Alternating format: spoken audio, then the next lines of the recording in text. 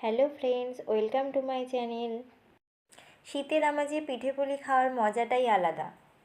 সেই জন্য আমি আপনাদের কাছে আজকে শেয়ার করব দুধ পুলি বা ক্ষীরপুলি পিঠে। কিভাবে নরম তুলতুলে দুধ পুলি বানাবেন সেটাই আমি আজকে আমার রেসিপিতে শেয়ার করেছি। তাহলে চলুন দেখে নেওয়া যাক আমার আজকের রেসিপিটি। প্রথমে পিঠের পুরটা বানিয়ে নেওয়ার জন্য এখানে নিয়ে নিয়েছি কিছুটা পরিমাণ নারকেল কোড়া এবং তাতে দিয়ে দিয়েছি আখের গুড়। আপনারা চাইলে এখানে চিনি দিয়েও করতে পারেন, কিন্তু আমি এখানে আখের গুড় ইউজ করেছি। আর তার মধ্যে দিয়ে দিয়েছি হাফ চামচ এলাচ গুঁড়ো। সব কিছু দিয়ে খুব ভালোভাবে আমি মিক্সড করে নিয়েছি। এরপর পিঠেটা বানিয়ে নেব। তার জন্য একটা কড়াইতে জল নিয়ে নিয়েছি। জলটা যখন ফুটতে শুরু করবে সেই সময় 1 কাপ চালের গুঁড়ি দিয়ে দিতে হবে। এরপর এটাকে ভালো করে নাড়াচাড়া করে নেব।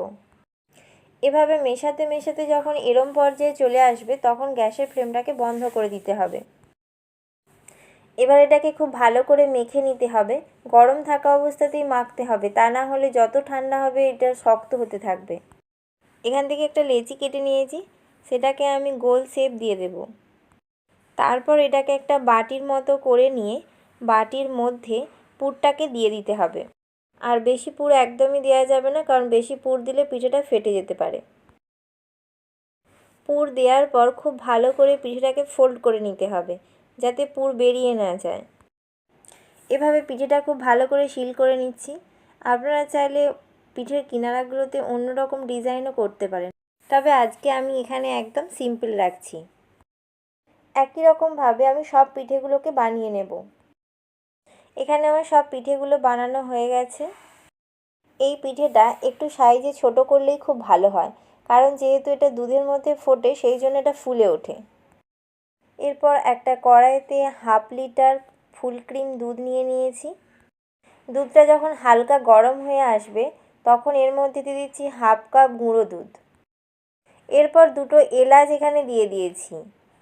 এরপর আমি এর মধ্যে কয়েকটা গুড়ের বাতাসা দিয়ে দিয়েছি। দেওয়ার পর খুব ভালো করে এটাকে মিক্সড করে নিতে হবে, যাতে বাতাসাগুলো খুব ভালো করে গলে যায়। এরপর দুধটা যখন কমে ক্ষীর হয়ে যাবে তখন ওই পিঠেগুলো একটা একটা করে দুধের মধ্যে ছেড়ে দিতে হবে।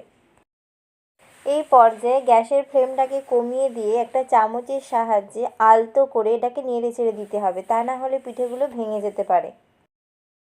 এরপর 10 মিনিটের মতো এটাকে ঢাকনা দিয়ে রেখে দিতে হবে।